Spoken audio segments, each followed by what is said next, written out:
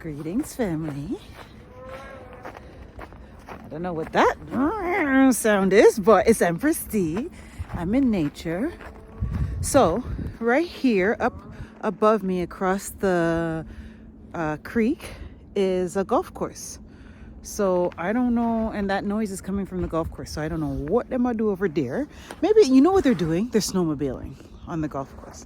That's what that sound is. Anyway, family, I hope everybody's well. I hope everybody is getting out in nature.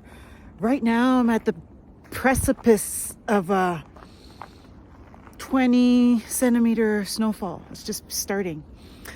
And I'm getting out in nature and getting it in before the roads get really yucky. So family, I hope wherever you are, you're taking the time to get yourself in nature and just taking that time for yourself, right? It helps you heal and grow. So we're going to talk about love today, family. Love.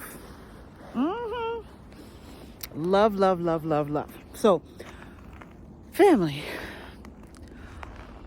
I really sometimes wonder how many people actually get to experience romantic love in their lifetime. I know most of us, at least I hope, get to experience some type of love, but then again, maybe not. Because I'm assuming that every parent is going to love their child, but the truth of the matter about love is you can only love others as much as you love yourself.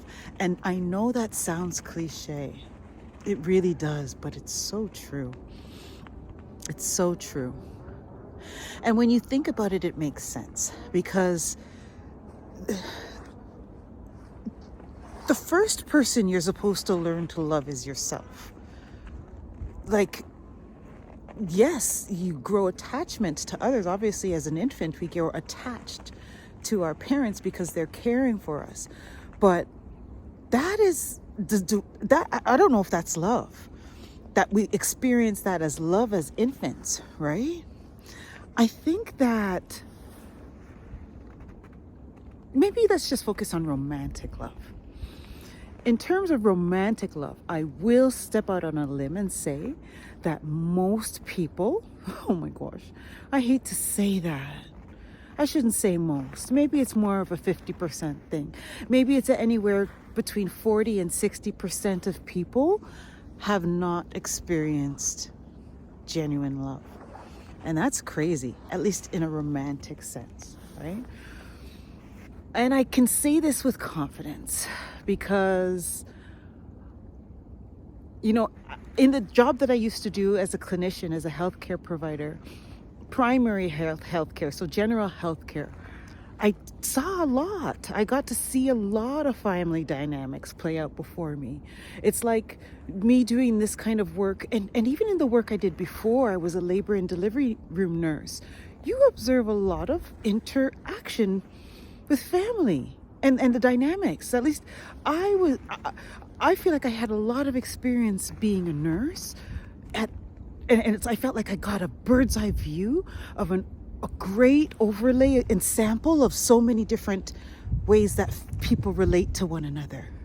And I honestly think that, and I feel really grateful for the experience that I had as a nurse and the insight I got into so many different people's lives by virtue of my career, right? And so I feel like I was able to gather so much data in terms of seeing how so many, it's hundreds if not thousands of families interact with one another. It has to be more than thousands. It's a lot. I used to see a lot of people. So family, and not only that, not only in my career, but in my life when watching my friends, my own interpersonal relation, family, I have a lot of experience and a lot of insight and I've been privileged to have a lot of insight into a lot of people's interpersonal relationships. And when I talk about love, you can only, it's true. It's true, family.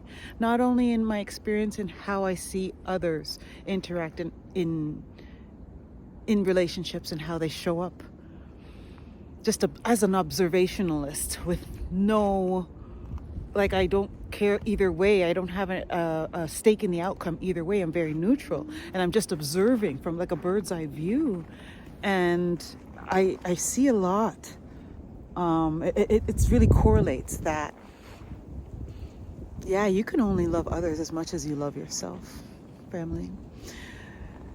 And it's complex, right? It's very interesting.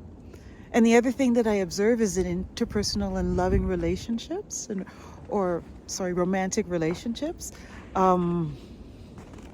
your past is going to catch up with you in that relationship somewhere, somehow, some way.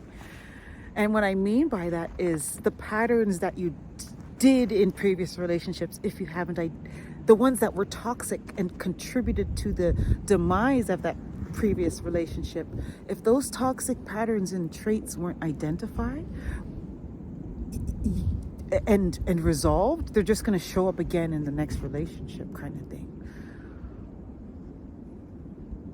The more you love yourself, the more you realize that you have to invest in yourself. It's a real correlation, man. Because you rarely see somebody that loves themselves neglect themselves. It just doesn't go together. Because when you love yourself, you take care of yourself. And when you take care of yourself, you're showing love to yourself. So it's a reciprocal, correlated relationship.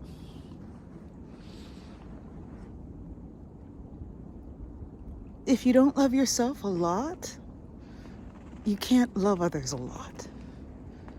If you only love yourself superficially, you're only going to love others superficially.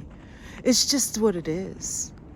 It's like it's the capacity or the cap that you have on your ability to be in a loving relationship. It's real, family. What I know is a lot of people don't know that it's real. I've been fortunate to experience it because, again, if I didn't experience it, I might not believe it to be real either. So a romantic loving relationship is possible and real. It really is, family. And I can tell you from experience. And I feel like until you actually experience it, you cannot perceive it to be real, or even perceive the magnitude or the wonderfulness of it, right? I've learned so many lessons, and one of the lessons I learned in that loving relationship, that romantic relationship that was loving, and where I actually experienced love, I learned that that's not the only ingredient needed in a relationship, right? There's so much more. Oh, and so that's what I'm saying. It's and the fact that most people don't even have that. I can't, family. This planet, it's so complicated and challenging to live on here, but it's possible, right? We can do it. And one of the ways that we can cope is being out in something like this, family. It brings clarity, especially when you're just solitude without distractions and just walking, right? I know a lot of people fill up their days so that they don't have to have just quiet times to themselves. Family, what are you running from yourself for, right? And if you're running from yourself, that's not a healthy thing. God forbid all of the running from yourself is taken away, kind of like in 2020 where you had to kind of just sit still. What I noticed in that time period when we had our lockdowns in 2020, between 2020 and 2022, is that a lot of interpersonal or romantic relationships that weren't working, with that time together, they ended up dissolving or declaring themselves, right? So that's what happened with the first set of lockdowns. I wonder if we have another set, if that's the set of lockdowns that are going to cause people to have to look within, because there is no power. There is no internet this time. Family, I don't know why I'm sharing that, but that's what came to share. But yeah, that'd be crazy, because I think that would be that catapult for people to actually have to look within. If there is no Instagram lives, there is no internet, there is no electricity, that would force people to have to look within. Ooh, Very interesting insight. I wonder if, wow. Anyway, family, if that's what's coming, you got to be able to have time with yourself in nature. Not even just in nature, just with your thoughts, right? I encourage people, shower time, no, don't play something, nothing, just shower. Forget about the distraction. And maybe that's your time dedicated to yourself and your thoughts. Even driving, right? That's a good time too. Anyway, family, I think this is long enough. It's over 10 minutes. Thank you. Thank you for taking the time to listen to this long message. It's all about loving yourself. I don't know that you could be in a healthy relationship. Well, you know what? I said, it's correlates, right? So if somebody loves themselves 80% and the other person loves themselves, 85%, hey, that works, right? Because they love themselves in a corresponding measurement. But I don't think that it's possible for the relationship to be healthy and loving if one person loves themselves 80% and the other person loves themselves 20%. If that makes sense. And of course, putting it in percentages is so trivial and not realistic, but I'm just using that as an example to kind of, anyway, rambling done. Thank you for taking the time to listen. I love and I value each and every one of you. One love.